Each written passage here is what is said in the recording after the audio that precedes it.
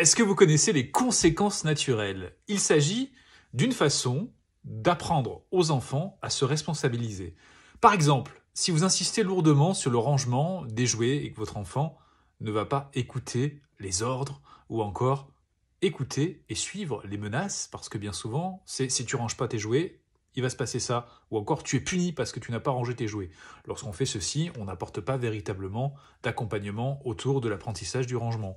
Alors que si nous faisons le constat de ce que l'enfant va vivre lorsque, par exemple, les jouets sont en désordre, il en cherche un en particulier, il va donc ressentir une grande frustration de ne pas le trouver, et on va être à ses côtés pour lui dire, effectivement, je vois que tu ressens beaucoup de frustration de ne pas retrouver ton jouet. Une fois que l'enfant aura retrouvé son jouet, on pourra lui dire, je sais que tu vas trouver une solution pour que la prochaine fois, tu n'aies pas à ressentir autant de frustration pour rechercher ton jouet. Est-ce que tu as des idées par rapport à ça? Est-ce que par hasard, en rangeant tes jouets, selon la manière que tu préfères, ça ne sera pas plus simple pour toi de pouvoir retrouver ces jouets? Et ça suffit. L'enfant n'aura pas été humilié, menacé, on ne lui aura pas crié dessus.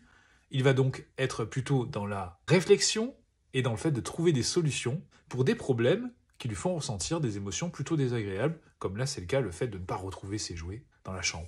Lorsque nous incitons l'enfant à ranger, c'est souvent par rapport à nos propres émotions. Le fait de s'appuyer sur les conséquences naturelles, au contraire, c'est respecter ce que ressent l'enfant et tout de même le guider vers un objectif qui va être commun, qui va être effectivement de ranger. Mais là où c'est intéressant, c'est que les besoins de l'enfant et les besoins de l'adulte vont pouvoir se rejoindre. Et au final, la chambre sera probablement rangée selon les émotions et les besoins de chacun.